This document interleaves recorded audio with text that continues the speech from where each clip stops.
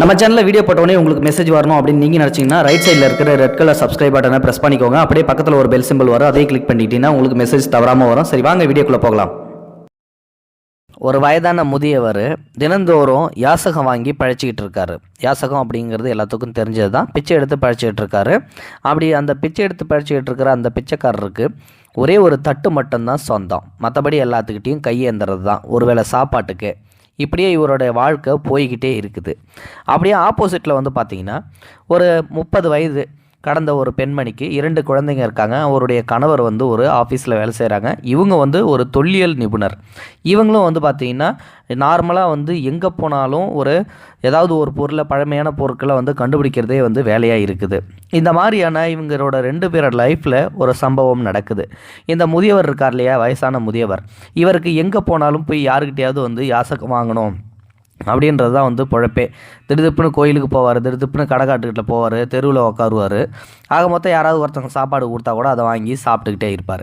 சரி, இவரோட வாழ்க்கையில் அது என்னதான் நடந்துச்சு அப்படின்னு சொல்லிட்டு பார்க்கலாம். அந்த முதியவர் இருக்கார் இல்லையா, அவர் ஒரு நாள் பிச்சை எடுத்துக்கிட்டு இருக்கும்போது வந்து பார்த்திங்கன்னா கோயிலில் பிச்சை எடுத்துக்கிட்டு இருக்காரு. அவருக்கு திடீர்னு வந்து பசி எடுத்துக்குது. சரி, சாப்பிட வந்து போகலாம் அப்படின்னு சொல்லிட்டு ஒரு ஹோட்டல் பக்கம் போயிட்டு ஹோட்டலில் வந்து சாப்பாடு கேட்குறாரு. அந்த ஹோட்டல் முதலாளியும் சரி ஏதோ கொடுத்தமுச்சு விடுங்க அப்படின்னு சொல்ல உடனே வந்து அந்த சர்வர் பையன் என்ன பண்ணுறாருன்னா அந்த முதியவருக்கு வந்து சாப்பாடு கொடுக்க அதை ஒரு மரத்தடியோட நிழலில் போயிட்டு உக்காந்து சாப்பிட்டுக்கிட்டு இருக்காரு. அந்த பக்கம் வந்து நம்ம கதையோட இன்னொருத்தங்க இருக்காங்க இல்லையா, நம்ம அந்த பெண்மணி, 30 வயது மதிக்கத்தக்க பெண்மணி, அவங்களுடைய பெயர் வந்து பார்த்திங்கன்னா மல்லிகா. அவங்க வந்து பார்த்திங்கன்னா அந்த பக்கமாக நடந்து போயிட்டுருக்காங்க. இப்போ அந்த முதியவர் வந்து பார்த்துட்டு சரி சாப்பிட்டு முடிச்சாச்சு, கொஞ்ச நேரம் அப்படியே இங்கேயே உக்காந்துருக்கலாம் அப்படின்னு சொல்லிட்டு உட்காந்துருக்கும் போது இந்த பொண்ணு வந்து கிராஸ் பண்ணி போகிறாங்க. அப்போ அந்த முதியவர் என்ன பண்ணுறாருன்னா அம்மா தாயே, அம்மா தாயே அப்படின்னு சொல்லிட்டு வந்து கூப்பிட்றாங்க. சரின்னு சொல்லிட்டு இந்த பொண்ணு திரும்பி பார்க்கும், யாராதுன்னு சொல்லி பார்க்கவும் ஒரு வயதான முதியவர் பிச்சை எடுத்துகிட்டு பார்த்த உடனே இவங்களுக்கு எப்பயுமே வந்து பார்த்திங்கன்னா தாராள மனசு, யாருக்கிட்டையுமே வந்து பிச்சை வந்து போட்டுருவாங்க, யார் உதவின்னு கேட்டாலும் வந்து செஞ்சுருவாங்க. ஆனால் இந்த பெரியவரை பார்த்த உடனே வந்து அவங்க எதுவுமே செய்யவே இல்லை, காசு போடவே இல்லை, எதுவுமே பண்ணவே இல்லை. முதியவரே இங்கே வாங்க அப்படின்றாங்க.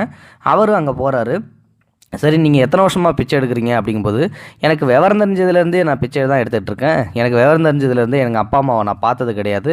சின்ன பிள்ளைகள்லேருந்தே வந்து நான் பிச்சை எடுத்து தான் வந்து பொழைச்சிக்கிட்டு இருக்கேன் அப்படின்னு சொல்கிறாரு. அதுக்கப்புறம் வந்து பார்த்தீங்கன்னா இத்தனை வருஷமாக நீங்கள் பிச்சை தான் எடுத்துக்கிட்டு இருக்கீங்களா, அந்த தட்டை வந்து நான் பார்க்கலாமா, கொஞ்சம் ஒரு நிமிஷம் கொடுங்க அப்படின்னு சொல்லிட்டு வந்து அந்த தட்டை வாங்குறாங்க. சரி அப்படின்னு சொல்லிட்டு அந்த தட்டையும் கொடுக்குறாரு இவர். சரி, ஏதோ பணம் காசு கொடுத்தா சரி தான் அப்படின்னு சொல்லிட்டு சரி அப்படி அந்த தட்டை வாங்குறாங்க இல்லையா. அந்த தட்டை ஒரு லென்ஸை வச்சு பார்க்குறாங்க. திடுதுப்புன்னு பார்த்துட்டு அதுக்கப்புறம் என்ன பண்ணுறாங்க அப்படின்னா கையில் வந்து ஒரு நைஃப் மாதிரி வச்சுருக்காங்க. அந்த நைஃபால் அந்த தட்டோட ஒரு பகுதியை லைட்டாக சுரண்ட ஆரம்பிக்கிறாங்க. உடனே இந்த முதியவருக்கு வந்து பயம் வந்துடுது. நமக்குன்னு இருக்கிற ஒரே ஒரு சொத்து இந்த தட்டு மட்டும்தான். இதையும் இவங்க ஏதோ வந்து கிறுக்கு முறுக்கு பண்ணி உடச்சி கிடிச்சு போட்டாங்கன்னா நம்ம மறுபடியும் வந்து புது தட்டெல்லாம் வாங்க முடியாது. நம்ம காலங்காலமாக இந்த தட்டில் தானே வந்து பிச்சை எடுத்துகிட்டு இருக்கோம். திடுதுப்புன்னு இந்த தட்டை இவங்க எதுவும் பண்ணுறாங்க. அம்மா தயவு செஞ்சு அந்த தட்டை எதுவும் பண்ணாதீங்க, தயவு செஞ்சு அந்த தட்டை கொடுத்துருங்க. நீங்கள் பிச்சையே போடலனாலும் பரவாயில்ல, எனக்குன்னு இருக்கிற ஒரே ஒரு சொத்து இந்த தட்டு தான், தயவு செஞ்சு கொடுத்துருங்கம்மா அப்படின்னு சொல்ல உடனே அவங்க வந்து என்ன பண்ணுறாங்கன்னா மறுபடியும் அந்த முதியோரோட பேச்சை கேட்காம திருப்பி அந்த தட்டையை சுரண்டிக்கிட்டே இருக்காங்க. அப்போ தான் வந்து பார்த்திங்கன்னா அந்த முதியோருக்கும் வந்து என்னடா பண்ணுறது, திருப்பி இவங்க சுரண்டுறாங்களே. அவருக்குன்னு சொந்தம் வந்து பார்த்திங்கன்னா அந்த தட்டு மட்டும்தான். அவருக்கு உடம்புல கூட வந்து பார்த்திங்கன்னா கிழிஞ்ச சட்டையும், அழுக்கு படிஞ்ச தலை, அழுக்கு ஃபுல்லாக மேல், குளிக்கவே மாட்டார் அவ்வளோ சீக்கிரம். தட்டு ஃபுல்லாகவும் வந்து பார்த்திங்கன்னா செம்ம அழுக்கு தான், அப்படியே ஒரு படர்ந்த இது மாதிரியே தான் இருக்கும். இந்த மாதிரி ஒரு சுச்சுவேஷனில் அந்த அழுக்கை வந்து ரிமூவ் பண்ணிகிட்டே இருக்காங்க அவங்க.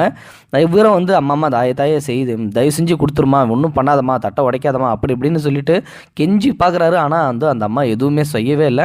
ஆக மொத்தம் வந்து பார்த்திங்கன்னா அந்த தட்டை சுரண்டுறதை விடவே இல்லை. தட்டை சுரண்டிக்கிட்டே இருக்காங்க. அந்த அழுக்கு எல்லாமே ரிமூவ் ஆகி அந்த தட்டும் ஓரளவு க்ளீன் ஆகி வந்ததுக்கப்புறம் வந்து பார்த்திங்கன்னா வெயில் நேரம் இல்லையா, லைட்டாக மின்ன ஆரம்பிக்குது. உடனே வந்து அந்த முதியவர்கிட்ட வந்து கேட்குறாங்க, ஏன்பா அந்த முதியவரை இது என்ன தெரியுதா உங்களுக்கு அப்படின்னு கேட்கும்போது ஒன்றும் தெரியாதுங்க, எங்கள் தாத்தா பாட்டங்காலத்துலேருந்து எனக்கு இந்த தட்டை தான் கொடுத்தாங்க. நான் கடைசியாக எனக்கு வந்து தாத்தாவை மட்டும்தான் தெரியும். என் தாத்தா தான் கடைசியாக எனக்கு உயிரோடு இருந்தப்போ பார்த்தது.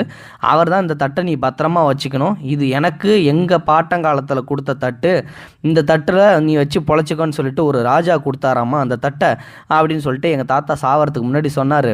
எங்கள் அப்பா அம்மாவை கூட நான் பார்த்ததில்ல, எங்கள் தாத்தா தான் கடைசியாக வந்து இதை சொன்னது அதனால தான் இந்த தட்டை வந்து நான் ஞாபகார்த்தமாக வச்சுருக்கேன். இந்த தட்டை யாருக்கும் கொடுக்கவும் மாட்டேன், அவ்வளோ சீக்கிரம் தூக்கியும் போட மாட்டேன், உடைக்க மாட்டேன். யார் சேதப்படுத்தினாலும் அவங்களே வந்து நான் வெறுத்துருவேன் அப்படி இப்படின்னு சொல்லி எல்லா உண்மையை சொல்கிறாப்புல. அப்போ தான் வந்து சரி அப்படின்னு சொல்லிட்டு விவரத்தை சொல்கிறாங்க. ஐயா, அந்த காலத்திலே நீங்கள் யாசகம் வாங்குறீங்க அப்படின்றதுக்காக தான் உங்கள் தாத்தாவுக்கு உங்கள் தாத்தாவோட பாட்டக்காரர்லேயே அவருக்கு வந்து இந்த தட்டை தங்கத்தால் செஞ்சு மன்னர் உங்களுக்கு கொடுத்துருந்துருக்காரு.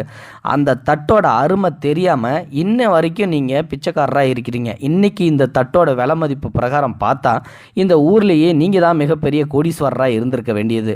அப்படி இருக்கும்போது இந்த தட்டோட அருமையே தெரியாமல் இவ்வளோ நாள் பிச்சை எடுத்துக்கிட்டு இருக்கீங்களே அப்படின்னு சொல்லி சொன்னதுக்கப்புறம் அந்த பிச்சைக்காரர் வந்து வாயை பொழந்துடுறாராம்.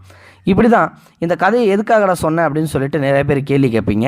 அந்த கதை எதுக்காக சொன்னது அப்படின்னா, வாழ்க்கையில் மனிதனாக பிறந்த ஒவ்வொரு மனிதனுக்கும் அவனுக்குள்ள ஒரு திறமைகள் உள்ளுக்குள்ளே இருக்கும். அந்த திறமைகள் வந்து ஒரு சில பேர் மட்டுமே வெளிக்கொணர்ந்து அதோடைய பலனை வந்து அனுபவிச்சுக்கிறாங்க. ஒரு சில பேர் வந்து அதை அனுபவிக்க தெரியாமல் அவங்களுடைய திறமையை அவங்க மனசுக்குள்ளேயே போட்டுக்கிட்டு என்னடா நமக்கு எதுவும் தெரியலையே அப்படின்னு சொல்லிட்டு மறுபடியும் வருத்தப்படுறாங்க, வாழ்க்கையில் முன்னேற மாட்டேன்றாங்க. ஆனால் இந்த ஒரு பிச்சைக்காரன் கதையை கேட்டதுக்கு அப்புறமாவது வந்து பார்த்திங்கன்னா தனக்குன்னு என்ன திறமை இருக்குதோ அந்த திறமையை வளர்த்துக்கிறதுக்கு நீங்கள் முயற்சி பண்ணுவீங்க அப்படின்றதுக்காக தான் இந்த மாதிரியான ஒரு ஸ்டோரியை நான் உங்களுக்கு தேடி கண்டுபிடிச்சி சொல்லியிருக்கேன்.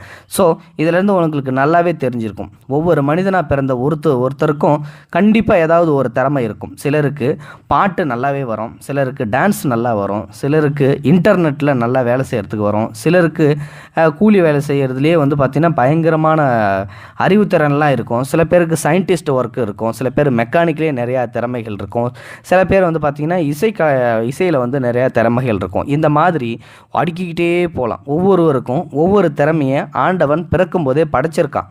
அந்த மாதிரி படைக்கிற அந்த திறமையை இந்த முதியவர் வந்து பார்த்திங்கன்னா அவரோட வயசு சின்ன வயசுலேருந்தே நான் இதை பிச்சை தான் எடுத்துக்கிட்டு இருக்கேன் அப்படின்னு சொல்லி சொல்கிறாரு. அந்த தட்டை ஒரு நாளாவது இந்த தட்டை வந்து நம்ம தாத்தா கொடுத்துட்டு போனார், சாகும்போது முக்கியமான தட்டுன்னு சொன்னார். இதை பற்றி நம்ம ஏதாவது செய்வோம்னு சொல்லிட்டு ஒரு நாள் கூட யோசிக்கவே இல்லை. அப்படி ஒருவேளை அவர் யோசிச்சார்னா கண்டிப்பாக அன்றைக்கி பணக்காரனாக இருந்திருக்க வேண்டிய சுச்சுவேஷன். ஆனால் அவர் என்ன பண்ணார், கடைசி வரைக்குமே வந்து பிச்சை தான் எடுத்துக்கிட்டு இருந்திருக்காரு. அப்படின்னா அவருடைய திறமையை வெளிக்கொணரவே இல்லை அப்படின்றது தானே அர்த்தம். அப்படின்றது தான், அதுக்காக தான் இந்த வீடியோ. ஸோ தயவு செஞ்சு இதுக்கப்புறம் வந்து பார்த்திங்கன்னா நீங்கள் உங்கள்கிட்ட இருக்கிற அந்த திறமையை வெளிக்கொண்டு வரணும் அப்படின்றதுக்காக தான் இந்த வீடியோ. கண்டிப்பாக இதுக்கப்புறம் ஒருத்தரும் சும்மா இருக்க மாட்டீங்க. ஆடாடா ஒரு அருமையான விஷயம் கிடச்சிருச்சு, நமக்குள்ளே என்ன திறமை இருக்குதுன்னு சொல்லி நாமளே யோசித்து பார்ப்போம் அப்படின்னு சொல்லிட்டு உட்காந்து நீங்கள் கண்டிப்பாக யோசிப்பீங்க. அப்படி ஒரு வேளை யோசித்து உங்களுக்குள்ள ஒரு திறமை வளர்ந்து நீங்கள் அதை பயன்படுத்தாமல் இருந்தீங்க அப்படின்னா அது என்ன திறமை அப்படின்னு சொல்லிட்டு மறக்காமல் உங்களோட கமெண்ட் பாக்ஸில் சொல்லிவிடுங்க. ஒரு சில பேர் தங்களுக்குள்ளே இருக்கிற அந்த திறமையை வளர்த்து பெரிய ஆளாக ஆகிருப்பீங்க, அவங்களும் சொல்லலாம் எனக்கு இந்த திறமை இருக்குது, நான் இதனால் முன்னேறி இருக்கேன் அப்படின்னு சொல்லிட்டு. கண்டிப்பாக நீங்கள் அதையும் சொல்லுங்கள். இந்த வீடியோ பிடிச்சிருந்தால் லைக் பண்ணுங்கள், உங்கள் ஃப்ரெண்ட்ஸுங்களுக்கு ஷேர் பண்ணி விடுங்க, கூடவே நம்ம சேனலையும் சப்ஸ்கிரைப் பண்ணி விட்டுருங்க. தேங்க்யூ ஃபார் வாட்சிங். இது போன்ற செய்திகளை உடனுக்குடன் நீங்கள் தெரிந்து கொள்ள மறக்காமல் எங்களுடைய சேனலை சப்ஸ்கிரைப் செய்யவும், கூடவே பக்கத்தில் வரும் பெல் ஐக்கானையும் கிளிக் செய்யவும்.